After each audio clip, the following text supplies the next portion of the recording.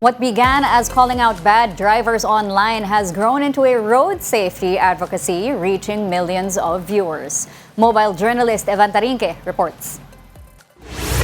He took social media by storm, not through dance challenges or pranks, but by turning every traffic frustrations into lessons on road safety. Umingit ka, maiipit ka gani! Armed with a signature whiteboard filled with hand-drawn illustrations, sharp sarcasm, and a no-nonsense delivery, JB Suarez has built an online community that doesn't just laugh at kamote moments, it learns from them. At first, JB says his video was simply his way of calling out bad road behavior.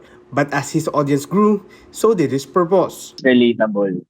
Okay? Kasi when people reach out to me, palagi nilang unang sinasabi, kuwang-kuha mo talaga yung inis ko sa kalsada eh. Kuwang-kuha mo yung galit ko. Today, his content goes beyond entertainment.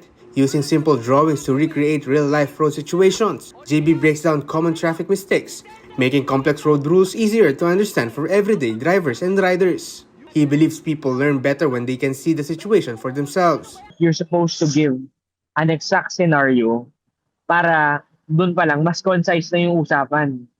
So, pag hindi mo kasi visualize, di ba, yung iba mahirapan sila ma-imagine. Through every post, JB is showing that social media isn't just a place for entertainment. It can also be a powerful tool to promote responsible driving and encourage better behavior on the road. To ensure his content remains accurate, he carefully reviews the LTO handbook, MMDA guidelines, and other official reference before producing videos that explain road rules and traffic regulations.